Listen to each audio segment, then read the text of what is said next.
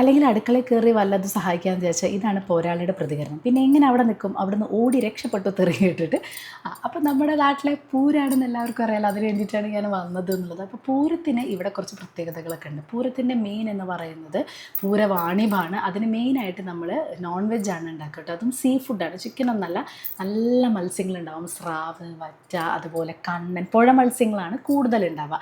അപ്പോൾ പുഴ മത്സ്യങ്ങളൊക്കെ നമ്മൾ പൂരത്തിൻ്റെ അന്നാണ്, ശരിക്കും പറഞ്ഞാൽ തലേ ദിവസം മുതൽ ഇങ്ങനെ തുടങ്ങും, ഉച്ചയ്ക്കും രാത്രിയും ഒക്കെ നോൺ വെജ് ആയിരിക്കും കേട്ടോ. അപ്പോൾ നമ്മുടെ ഈ ഏരിയയിലാണ് അത് കൂടുതൽ. വേങ്ങശ്ശേരിക്കാവ്, ചാലിശ്ശേരി, ചമ്മണിക്കാവ്, കല്ലടത്തൂർ ആ ഏരിയയിലുള്ളവർ കമൻറ്റ് ചെയ്യും നിങ്ങളും അങ്ങനെയാണോ എന്നുള്ളത്. അപ്പോൾ കുറേ ഏരിയയിലൊക്കെ ഞാൻ കേട്ടിട്ടുണ്ട് അവരന്ന് നോൺ വെജ് വാങ്ങില്ല, അവർക്ക് അങ്ങനെയൊന്നുമില്ല. പക്ഷേ നമ്മുടെ നാട്ടിലെ പൂരത്തിന് മെയിൻ ഈ സീ ഫുഡാണ് മെയിൻ എന്ന് പറയുന്നത് കേട്ടോ. അപ്പോൾ വാണിഭത്തിന് പോയിട്ട് കുറേ ഫിഷ് വാങ്ങിക്കൊണ്ടുവരിക, എല്ലാവരും വീട്ടിലേക്ക് വരിക, കുറേ ഭക്ഷണം ഉണ്ടാക്കുക, എല്ലാവരും വിളിച്ച് കഴിക്കുക, ഇതൊക്കെയാണ് നമ്മുടെ. അപ്പോൾ ഇന്നത്തെ സ്പെഷ്യൽ നമ്മുടെ ഫിഷ് ഫ്രൈ, ഫിഷ് കറി, പിന്നെ ചക്ക എലിശ്ശേരി, മുരിങ്ങയുടെ ഇല കൂട്ടാൻ.